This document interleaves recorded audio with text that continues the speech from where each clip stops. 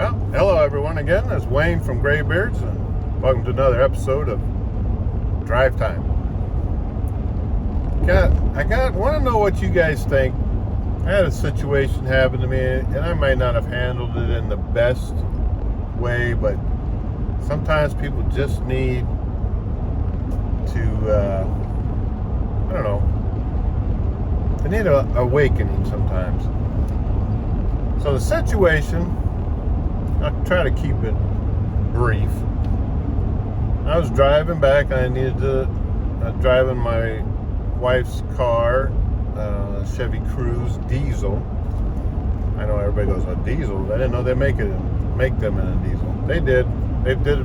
Hers is a second generation, or actually the last generation of Chevy Cruze. It's been a great little car. It's got 78,000 miles, I think, on it. Anyways, we were coming back from Myrtle Beach, and we stopped at a place called Sparky's. Probably shouldn't have, but I did. Should have went down to the raceway to get fuel, almost I guess. Fuel was a lot cheaper not farther down the road, and then we didn't really need it, but anyways, we pull in there, and I see the little arrows where you park. There was only one pump that had diesel, and it was on both sides of the pump. And there was a truck there with a pickup truck with a trailer sitting in the one, and it worked out for me because the fuel door on that Cruze is on the passenger side. So I roll in, following the arrows that the establishment has put down for the way they want people to go through. Well, I make around the curve, or make my turn into the lane, and there's a guy sitting there fueling up his Toyota 4Runner. I'm like, no worries, I'll wait. He's done. He fuels it up, puts the hose back, locks the door, and walks inside. I'm like, what the heck? It's not like he's prepaying for fuel. He already done it. And I get irritated with the prepay too, but I understand people, they want to put $5 or $10 worth on a certain pump. Got it. So I sit there. Of course, my wife's with me, and we have our dog, Penny, with us. And she's like, I'm going to let the dog out while we wait for this person. I wanted to use a different word. To get back to the vehicle. And she's over there with her dog. And he finally, with this significant other, I don't know what their status is, whatever, and he's fiddle farting around. Yes, that's a word. Fiddle fart mean being a jerk, because he knows I've been sitting there waiting to use that diesel pump. Well, I've had my fill, and I'm start yelling at this idiot, saying, just because these are things I probably shouldn't have done, but I did anyways. Get my point across that he was, being, what do you call that? Disrespectful? No, maybe, yes. I even tried to tell him, tried to ask him before he walked away the first time to say, hey, can you move your truck so I can put fuel in there?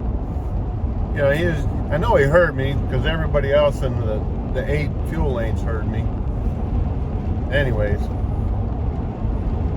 But I just want to know, what do you think? Was I wrong for one? He was pulled in the wrong way. He was facing, which is whatever. A lot of people do it. I've done it myself. But I'm not going to sit and hold up. There's only that pump and the other one, and there was nobody in the other truck for me to say, hey, can you move so I can fuel up my vehicle, whatever. What do you think? Do you think that's okay? Because I don't know how long he was going to go in there, whether he wanted to go in there to eat, to buy something, or whatever. And it's not like the parking was just right behind where his truck was at. I mean, just like not 20 feet away. I don't know, I just thought it was pretty rude. That's a good word, rude, of that person to, it wasn't like I just pulled up. I was sitting there waiting for him to finish fueling. He knows I was needing to go to that pump that he was at. Anyways, wanted to get that out my chest. I'm not going to apologize for my actions. I don't think I should have done that, but I did anyways. What are you going to do, right?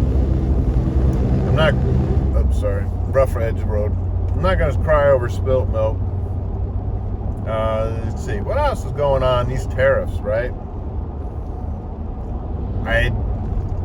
Let's give the guy a chance, right? Let's give this plan a work. I see everybody's panicking. Stock market went down because deadlines were not being met, and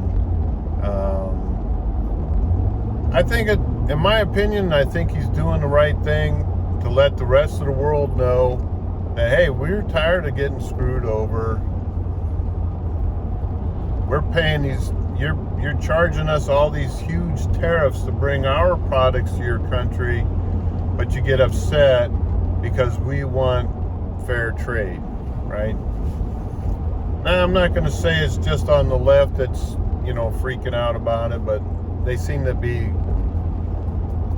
the loudest. But then again, I heard today that some have come back and negotiating some more better trade, and he paused some of the tariffs. Next thing you know, stock market, it sounds to me like everybody's,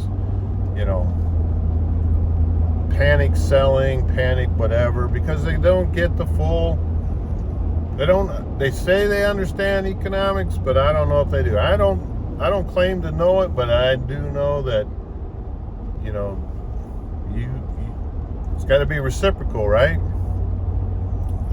Personally, I know how important global markets are. A lot of people in this country rely on foreign trade for their living. I totally get that. Everybody else should too. But that's for another show.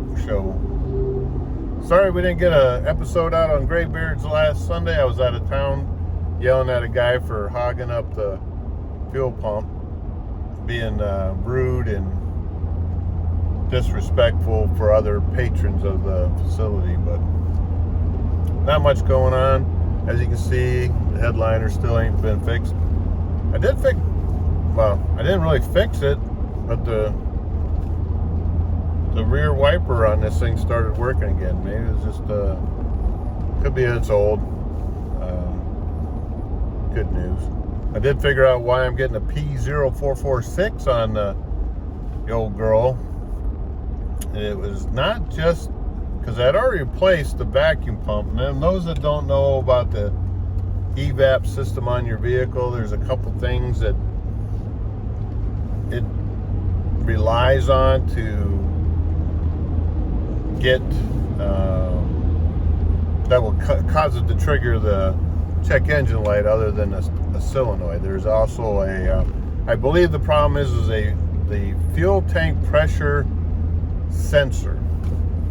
It's the original. I've never changed it. I've never done anything to it, but I think that's the malfunction, because if it's not